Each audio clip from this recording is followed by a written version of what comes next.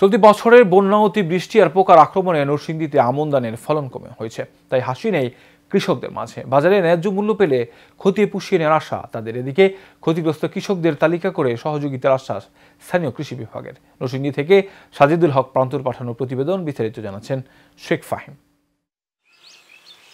কৃষি নির্ভর জেলা নরসিংদীতে শুরু হয়েছে আমন ধান কাটা, তাই ব্যস্ত সময় কাটাচ্ছেন এখানকার কৃষকরা। ধান কাটা শুরু হলেও হাসি নেই কৃষকের মুখে। পরপর দুটি বন্যা, অতিবৃষ্টি আর পোকামাকড় আক্রমণে এবারের ফলন হয়েছে কম, ফলে দিশেহারা কৃষকরা। এবার বাজারে ধানের ভালো দাম না পেলে লোকসানের শঙ্কায় তারা। এই জায়গার মধ্যে ধান আমরা এই সিজনে মারাই খুব 12 মণ 13 মণ ধান হয়, এই জায়গার মধ্যে 3 মণ ধান হয়েছে। পাই খেত খরচ হয়েছে 6000 টাকা, বৃষ্টি লেগে সুবিধা হয়েছে না, লাগানোর পরে এক খাত আছে না। এই বছর দাম করছে সন্না, 1 বিঘা চাষ করতে আপনার 2000 টাকা খরচ হয়েছে। যে হিসাবে ধান হয়েছে এই হিসাবে লস হয়। স্থানীয় কৃষি বিভাগ বলছে, প্রাকৃতিক দুর্যোগে ফলন কিছুটা কম হলেও অর্জিত হয়েছে লক্ষ্যমাত্রা। ক্ষতিগ্রস্ত কৃষকদের প্রণোদনা সহ সহযোগিতার আশ্বাস।